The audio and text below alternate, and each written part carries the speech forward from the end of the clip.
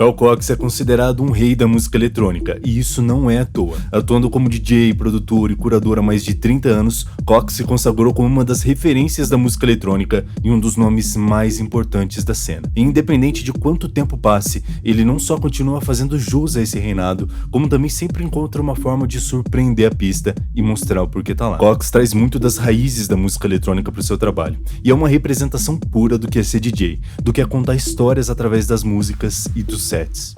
Hello Vibers, eu sou o Yuri Kim e hoje eu tô aqui para te contar um pouco da trajetória do Carl Cox, pra gente entender junto, através de alguns dos pontos mais importantes da carreira dele, o que fez Carl Cox se tornar o que ele é hoje. E para entender na prática o que levou ele a ser considerado hoje um rei, a gente precisa remontar lá o início da história dele.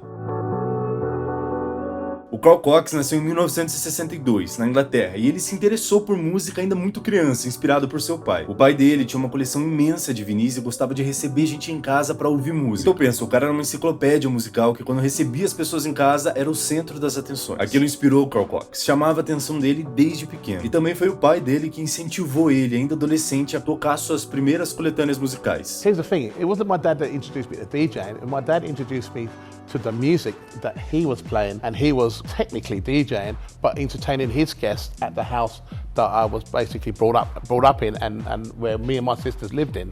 So we had no choice but to listen to my dad's music being played loud while we're upstairs in our room. But there was one day that I came down out of my room and I was sitting on the banisters and I'm downstairs and I could see my mum and dad's friends dancing away and having a good time with this music. And my dad came out to go and get some drinks from the kitchen and he looked up at the banisters and he said, "Look son, you can either go to bed or try and go to sleep, or you can come downstairs and put these records on." Foi assim, aos 15 anos de idade, em 1977, que o Carl Cox começou a tocar semi-profissionalmente, se aventurando por estilos musicais que iam do disco, soul, funk e electro. Durante os anos 80 e 90, ele presenciou o nascimento da house music e da cultura rave na Inglaterra dos palcos. Nessa época, o Carl Cox já era um DJ profissional e começou a se consolidar na cena eletrônica. A partir disso em diante, não houve um fim de semana na vida de Carl Cox que ele não tivesse passado tocando música eletrônica. Carl Cox passou por muitas raves ilegais na Inglaterra, depois começou a tocar nos clubes, e nessa época ele passou a ser conhecido como o Three Deck Wizard, ou seja, o mago dos 3 decks. Isso porque ele impressionava as pistas com a sua habilidade de mixar com 3 toca-discos ao mesmo tempo. E isso mostra que já dessa época o Carl Cox era um DJ de alto nível técnico. 1991,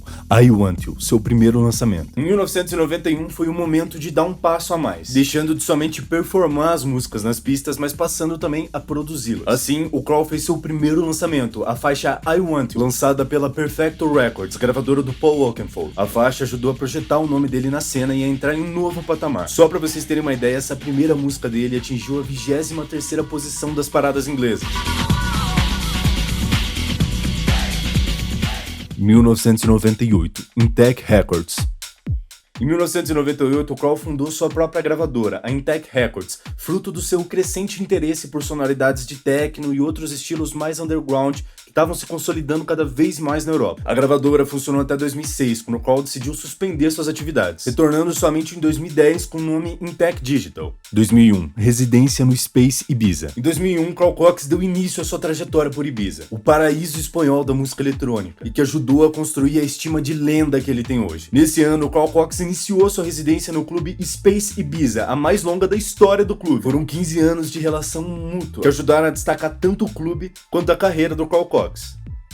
Carl Cox e Friends no Ultra Music Festival. Bom, essa é uma das partes mais interessantes da trajetória do Carl Cox e vocês vão entender o porquê. Vocês bem devem saber da proximidade do Carl Cox com o Ultra Music Festival. Ele é uma das figuras mais presentes no evento e é embaixador e curador do palco Resistance. Durante muitos anos teve um palco com seu nome no festival. É uma relação que já foi firmada desde 2005. Mas nem tudo são flores como a gente vê hoje. E para entender como essas coisas aconteceram, a gente volta um pouco antes disso ainda, quando o Carl Cox fez sua primeira apresentação no Ultra, em 2001. O debut dele no festival foi marcado por vários contratempos, vários atrasos por parte do festival, e inclusive ele teve alguns impasses com os organizadores da festa, incluindo um dos próprios fundadores do festival, o Russell Fabish. Bom, o Carl Cox não gostou muito da situação, mas relevou e voltou no ano seguinte pro festival. Dessa vez, ele voltou para tocar no palco principal e ficou tudo bem na festa. O a princípio era pra tá, mas o que acontece é que o Carl Cox Cox não se identificou muito com o fato de estar lá tocando no palco principal. Para ele, ficar uma hora no main stage e tocar alguns hits não fez sentido. Ele não se identificou com aquela experiência. Carl Cox era acostumado a fazer horas e horas e horas de set, a tocar as coisas de maneira mais orgânica. Então, a partir disso, dessa falta de identificação, ele estava decidido a nunca mais voltar pro Ultra. Mas, em contrapartida, Russell Fabish, um dos fundadores do evento que eu te falei, estava decidido a fazer com que o Carl Cox passasse a ser parte da família Ultra. Ele estava decidido a trabalhar com o Cox, mesmo que o Cox não tivesse mais tão interessado assim em estar com o evento. Para isso, o Russell teve de entender como o Carl Cox funciona. Ele acompanhou os passos do artista pela Inglaterra, pela Espanha, viu vários shows até entender como as coisas funcionavam. Quando ele entendeu como o Carl Cox funcionava nas pistas e como o público dele reagia, eles chegaram meio tempo. Desse modo, eles entenderam que era preciso para ter o Carl Cox com eles. Foi assim que surgiu o palco Carl Cox e Friends no Ultra, com DJs selecionados pelo próprio artista. E assim o palco foi evoluindo ano após ano, ganhando mais dias de duração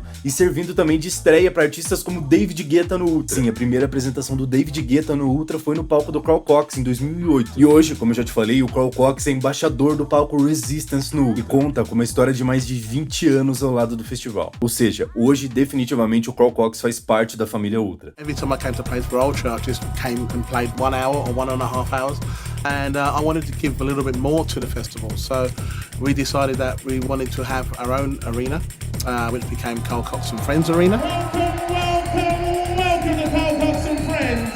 We could basically have control on all the production and all the sound and all the DJs and the artists that I really wanted people to hear. I'm Carl Cox, are you ready to rock the house one time,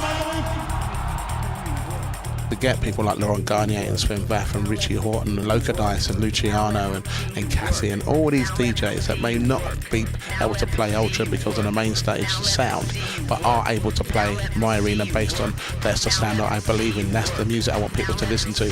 2017, Pure Festival e Hybrid Sets. Em 2017, o Carl Cox anunciou um festival australiano com sua própria curadoria, o Pure Festival, que acontece normalmente em Sydney e Melbourne, realizado em parceria com as empresas Hardware e Bush Records. Nessa época, o Carl Cox estava explorando diferentes maneiras de mixar, explorando novas tecnologias e setups para os seus hybrid sets, e isso se refletiu diretamente no Pure Festival. E só para contextualizar e para você entender o próximo projeto que eu vou citar, é legal falar sobre como funcionam esses métodos de mixagem. Quando a gente fala de discotecagem, a gente se refere normalmente aos DJ sets, ou que a gente vê os DJs fazendo, utilizando CDJ e toca-discos para unir as músicas. Mas a gente também tem algumas outras maneiras de mixar e de apresentar ao vivo. E um outro exemplo é o live set, onde o artista usa instrumentos, teclados, sintetizadores, canta, enfim. E quando a gente fala de hybrid sets, que é o que o Carl Cox começou a se interessar, é uma união entre as duas coisas. Ou seja, o DJ vai utilizar CDJs, toca-discos, como a gente está habituado, mas também vai ter sintetizadores, teclados, enfim, tudo isso que eu citei para você junto. No ano seguinte, em 2018, o Carl Cox fundou a Awesome Soundwave, sua segunda gravadora, feita em parceria com o Christopher Cole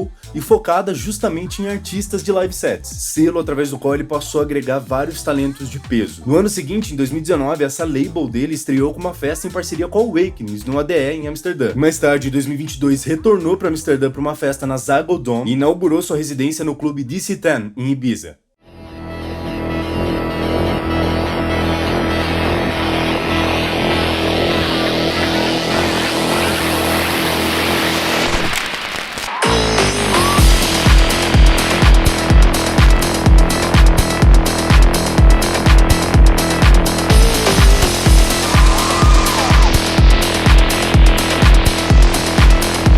São mais de 30 anos que colocam Carl Cox no panteão da música eletrônica. Ele veio dos discos de vinil, tocou nas primeiras CDJs e hoje performa com sets híbridos. Para cada nova etapa do Carl Cox, uma novidade, que deixa a sensação de que ele sempre vai surpreender com algo novo. E vai. Se você gostou desse vídeo, você está convidado a conferir os outros conteúdos da Electro Vibes, aqui no YouTube, no Instagram, no nosso site. É claro, tá convidado também a curtir aqui embaixo, né? Por favor.